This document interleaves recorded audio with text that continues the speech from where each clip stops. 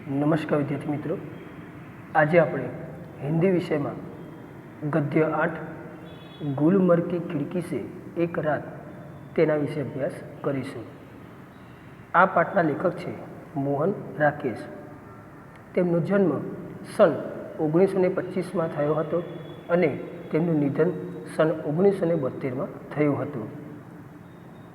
મિત્રો, ગુલમર્ગ કી ખિડકી સે એક રાત તે એક પ્રવાસ નિબંધ છે જેમાં લેખક ગુલમર્ગની એ મુલાકાત લે છે અને તેનું પ્રાકૃતિક સૌંદર્ય અહીં એમણે વર્ણન કરેલું છે।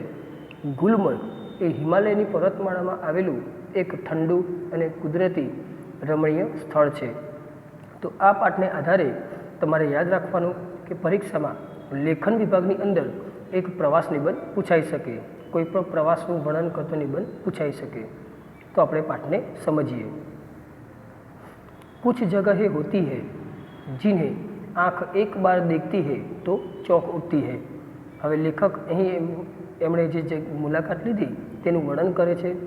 તો લેખક કહે છે કે કેટલીક જગ્યાઓ એવી હોય છે કે જેને આપણે એક વખત જોઈ લઈએ તો આપણે તેને પહેલી વખત જ્યારે જોઈએ તો આપણને આશ્ચર્ય થાય છે। फिर धीरे धीरे परिचित होकर उदासीन हो जाती है। गुलमर्ग ऐसी जगह नहीं है, પરંતુ એ જગ્યાને જ્યારે આપણે એ જગ્યાથી પરિચિત થઈએ છીએ ત્યારે તેના પ્રત્યે આપણને ઉદાસીનતા જોવા મળે છે। એટલે કે કોઈ પણ જગ્યા હોય તેને પહેલી વખત જ્યારે આપણે જોઈએ ત્યારે આપણને આશ્ચર્ય પમાડે છે, પરંતુ એ જગ્યા જ્યારે આપણે ફરીથી વારંવાર તેનો મુલાકાત લઈએ છીએ ત્યારે તેના પ્રત્યે આપણને ઉદાસીનતા થાય છે। પરંતુ લેખક કહે છે કે ગુલમર્ગ એવી જગ્યા નથી। મેં જબ પહેલી બાર गुलमर्ग गया तो मुझे वहाँ कुछ भी असाधारण नहीं लगा। एक खुला सपाट मैदान, देवदारों के घने झुरमुट और बस तब मैं घंटे भर में सारा गुलमर्ग देख आया था। तो लेखक बात करे છે કે જ્યારે એમણે સૌ પ્રથમ વખત ગુલમર્ગની મુલાકાત લીધી ત્યારે તેમને ત્યાં કશું ખાસ કોઈ જોવા જેવું લાગ્યું નહીં। એક ખુલ્લું સપાટ મેદાન હતું, દેવદારોના જે ઘણા વૃક્ષો હતા અને લેખક કહે છે કે માત્ર એક જ કલાકની અંદર તેમણે આખું ગુલમર્ગ જોઈ લીધું હતું। मगर बाद में महीनों वहाँ रहने पर एहसास हुआ कि पहली बार तो क्या, बाद में भी कभी उस स्थान को पूरा नहीं देख पाया। પરંતુ લેખકને અહેસાસ થાય છે જ્યારે તેઓ વધારે મહિનાઓ સુધી ત્યાં રોકાય છે ત્યારે તેમને અહેસાસ થાય છે કે ગુલમર્ગને એક વખત તો શું પણ વારંવાર જોવામાં આવે તો પણ એ સ્થાનને પૂરું જોઈ શકાય તેમ નથી। ઉસે પૂરા કભી દેખા ही नहीं जा सकता। તો ગુલમર્ગ એવી પ્રાકૃતિક જગ્યા છે કે તેને ક્યારેય આપણે પૂરેપૂરી જોઈ શકતા નથી। शायद यही कारण है कि गुलमर्ग में रहकर वहाँ के साथ व्यक्ति की आत्मीयता धीरे धीरे इतनी गहरी हो जाती है कि वह अपने को भी उस सपाट मैदान के एक हिस्से के रूप में ही देखने लगता है। तो लेखक કહે છે કે કદાચ એ જ કારણ છે કે ગુલમર્ગમાં રહીને તે જગ્યાની સાથે વ્યક્તિની આત્મીયતા ધીમે ધીમે એટલી બધી ગાઢ બની જાય છે કે તેના ખુલ્લા સપાટ મેદાનના એક ભાગના રૂપમાં તે પોતાને જોવા લાગે છે। કાપતી तितलियों, उठते बादलों और बर्फ से चमकती पहाड़ियों की तरह। तो અહીં આપણને જે ગુલમર્ગની વિશેષતાઓ આપેલી છે તો કાપતી તિતલીઓ એટલે કે ઉડતા પતંગિયાઓ છે, ત્યારબાદ ઉઠતે બાદલો એટલે કે વાદળો જે ત્યાં આવે છે તેની વાત છે, અને જે પહાડો છે તેની ઉપર હિમવર્ષા થવાને કારણે તે પહાડો બરફથી છવાયેલા હોય છે। दूसरी ओर वह पूरा विस्तार जिसमें वह स्वयं भी रहता है और अपने में समाया सा लगता है। तो બીજી તરફ એક એવો વિસ્તાર છે કે જેમાં જે વ્યક્તિ તેની મુલાકાત લે છે તે પોતે પણ ત્યાં રહે છે અને તે જગ્યા તેને પોતાની હોય તેવું લાગવા લાગે છે। सूर्योदय और सूर्यास्त दोनों संध्याए घना कोहरा, पीली धूप और सब कुछ। तो લેખકે અહીં બે સમયની વાત કરી છે, એક તો સૂર્યોદયનો સમય અને સૂર્યાસ્તનો સમય। તો આ બંને સંધ્યાઓમાં ત્યાં ગાઢ જે હિમવર્ષા હોય છે, ખૂબ જ ધુમ્મસ રહેલું હોય છે, પછી એકદમ કુમળો તડકો હોય છે અને બીજું ઘણું બધું। इसलिए जब व्यक्ति गुलमर्ग से चलता है तो एहसास होता है अपने से ही बिछुड़ने का। તો લેખક કહે છે માટે જ જ્યારે વ્યક્તિ તે ગુલમર્ગમાંથી તે વિદાય લે છે ત્યારે તેને એવો અહેસાસ થાય છે કે તે પોતાના કોઈ આત્મજનથી વિખૂટો પડી રહ્યો હોય।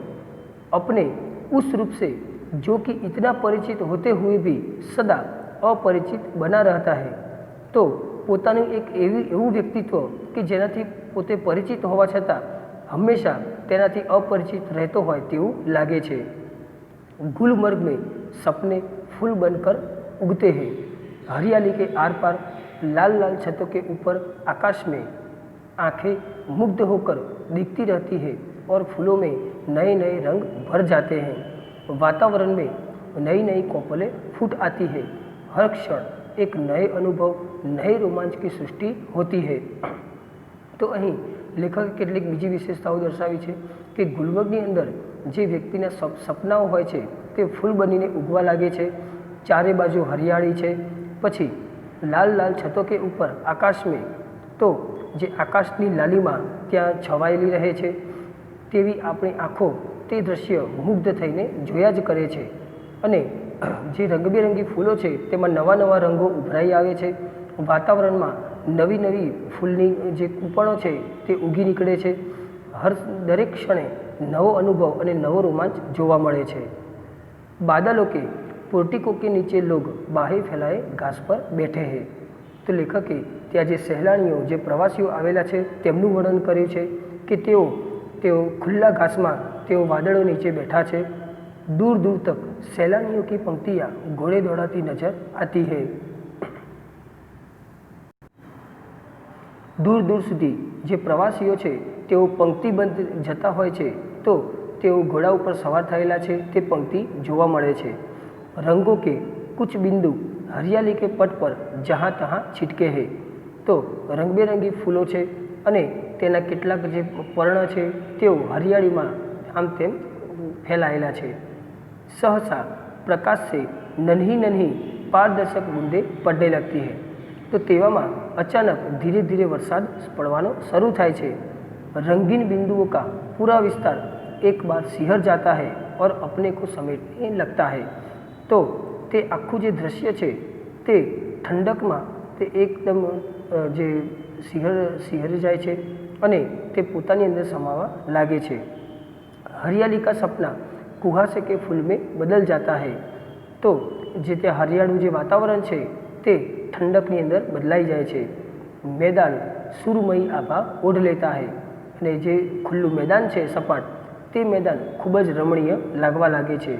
अब चारों तरफ धुंध ही धुंध है और बेबस होकर फैली पगदंडियों की पतली पतली नरम बाहें। चारे तरफ धुम्मसનું वातावरण है तथा जे पगदंडियों है तेओ सुमसाम लागवा लागे छे, कारण के वरसाद शरू थाय छे एटले जे प्रवासीओ छे तेओ पोताना स्थाने पाछा फरे छे। जब तक बादल बरसेगा बाहें फैली रहेंगी ऐसी ही कोमल विस्तृत और निढाल। तो लेखक कहे छे कि ज्यां सुधी वरसाद चालू रहेशे त्यां सुधी हूँ तेनुं स्वागत करवा माटे तत्पर रहीश। सूरज चमकेगा तो फूल में से नया सपना जन्मेगा। तो लेखक कहे छे कि ज्यारे वातावरण फरीथी स्वच्छ बनशे, वरसाद बंध थशे त्यारे सूरज देखावा लागशे अने तेनी अंदर फूलो नवा नवा फूलो उगी निकळशे। आकाश में बादलों के नन्हे नन्हे द्वीप इधर उधर भटकते फिरेंगे। तो आकाशनी अंदर जे वादळो छूटा पड़ी जाए छे तो ये नाना नाना वादळो जोवा मळशे। भेड़ों और बकरियों के रेवड़ पगदंडियों पर टक जाएंगे। तो ત્યાં જે ચરવાહા લોકો છે જે ગોવાળિયાઓ છે તે પોતાની બકરીઓ અને ઘેટાઓને ચરાવવા માટે આવી જશે। दिन तब रात की प्रतीक्षा करता सा प्रतीत होगा। रात आएगी तो सब कुछ खामोश हो जाएगा। मैदान की वह खामोशी भी जो दिन के समय इतनी वाचाल हो जाती है। तो लेखक कहे छे कि જ્યારે દિવસ ઢળવા લાગે છે અને રાત શરૂ થાય છે ત્યારે બધું જ સુમસામ બની જાય છે। જેમ ખુલ્લું मैदान છે તે પણ સુમસામ બની જાય છે જે દિવસના સમયે ખૂબ જ વાચાળ હોય છે। गुलमर्ग की वह रात मुझे कभी नहीं भूलेगी। तो હવે લેખક એક સમયના વર્ણન કરે છે કે એક જે રાત હતી તેઓ તે ક્યારેય ભૂલી શકે તેમ નથી। मैं होटल की खिड़की में खड़ा था। दूर, बहुत दूर सामने से एक बरसती घटा मेरी तरफ बढ़ती आ रही थी। ત્યારે લેખક પોતાની હોટલમાં બારી આગળ ઊભા હોય છે તથા ખૂબ જ દૂરથી એક વરસાદી વાદળ તેમની તરફ આવી રહ્યું હોય છે। मैं प्रतीक्षा कर रहा था कि कब वह मुझ तक पहुँचे और मुझे अपने में लपेट ले। તો લેખક તે વરસાદી વાદળો પોતાની તરફ આવે અને તેમને પોતાનામાં સમાવી લે તેની પ્રતીક્ષા કરી રહ્યા હોય છે। बरसती घटा में गिर जाने से बड़ा सुख मैंने बहुत कम जाना है। તો મિત્રો આ જે દ્રશ્ય છે તે જોવું ખૂબ જ અઘરું હોય છે, ખૂબ જ મુશ્કેલ હોય છે, કારણ કે દૂરથી વરસાદી વાદળો આવતા જોવા અને તે સુખ જે મળે છે તે ખૂબ જ ઓછું જોવા મળે છે। घटा ऊपर से घिर आए और व्यक्ति को छोटा करके उस पर छा जाए, यह इससे अलग स्थिति है। तो જ્યારે એ વરસાદી વાદળો જે વાતાવરણ છે તે ચારે બાજુ ઘેરાઈ જાય છે અને વ્યક્તિને તેની સામે ખૂબ જ નાનો લાગે છે। આ જે સ્થિતિ છે તે જોવી ખૂબ જ વિશેષ છે। इस बार आती हुई घटा का हर संकेत मेरे सामने था और मैं उसके बराबर का होकर अपनी खिड़की में खड़ा उसे बुला रहा था कि आ। ત્યારે લેખક કહે છે કે આ વખતે હું વરસાદી વાદળોને મારી તરફ આવતો દૂરથી જોઈ રહ્યો હતો। તેના દરેક સંકેત હું જોઈ શકતો હતો અને હું મારી બારીમાંથી ઊભો ઊભો તેનું સ્વાગત કરી રહ્યો હતો। मैं तुझसे कमज़ोर नहीं हूँ। हवा तेज थी मगर घटा तेजी से नहीं बढ़ रही थी, परंतु જે પવનો હતો જે તે પવનો જોરથી ફૂંકાઈ રહ્યા હતા, પરંતુ વરસાદી વાદળો તેટલી ઝડપથી આવી રહ્યા ન હતા। हालांकि तूफान बहुत उठा हुआ था। बार बार जोर की गरज होती थी जिससे धरती और आकाश की सिराएं कांप जाती थी। तो વારંવાર જે વાદળોની ગર્જનાઓ થતી હતી તેનાથી ધરતી અને આકાશની જે ક્ષિતિજ કહેવાય તે થરથરવા લાગતી હતી। बार बार सामने के चित्रपट पर बिजली कांपती थी और प्रकाश का वह भयानक विस्फोट हर चीज़ को नंगा कर जाता था।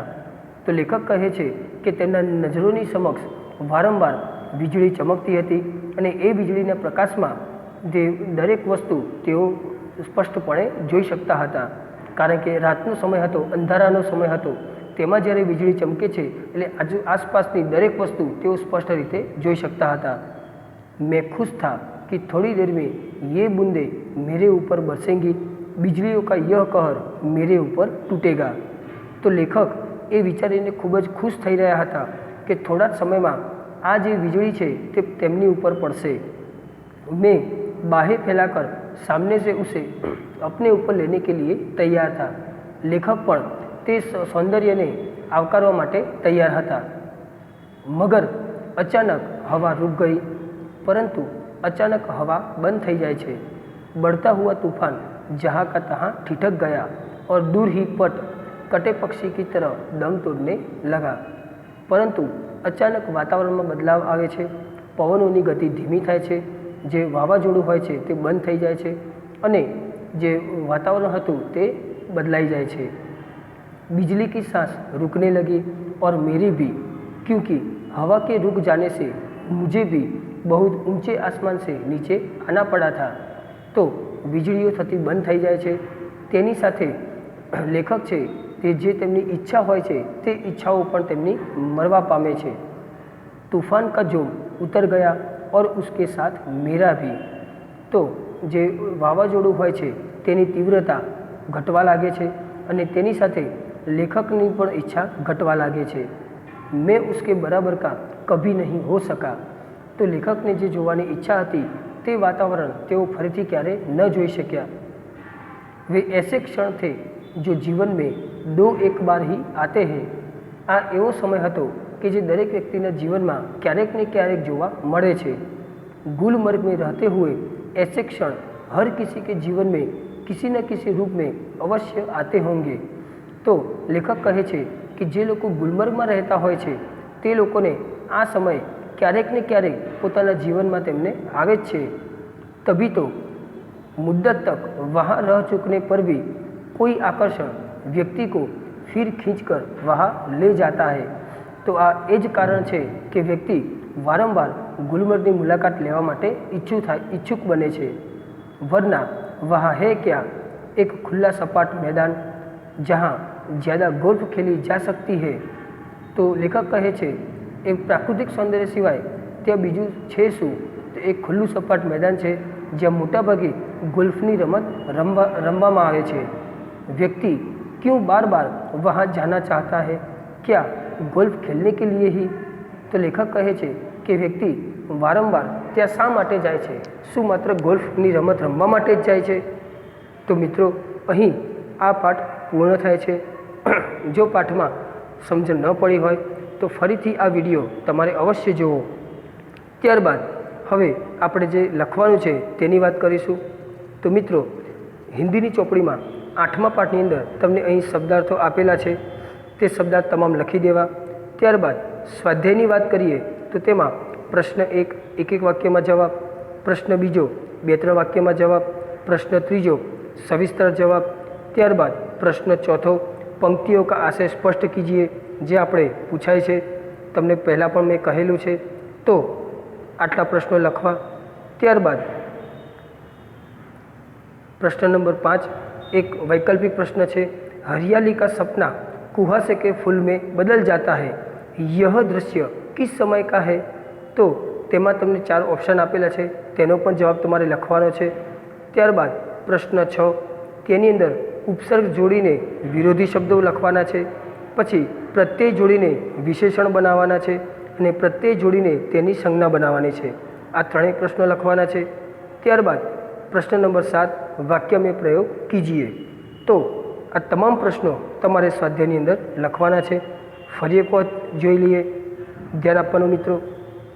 सौ प्रथम शब्दार्थ स्वाध्यायनी अंदर प्रश्न नंबर 1, 2, 3, 4। त्यारबाद प्रश्न नंबर 5, 6 અને 7 આટલું સ્વાધ્યાય તમારે હિન્દીની નોટમાં લખવાનું છે। કોઈ પણ પ્રશ્ન બાકી રાખવાનો નથી। આભાર મિત્રો।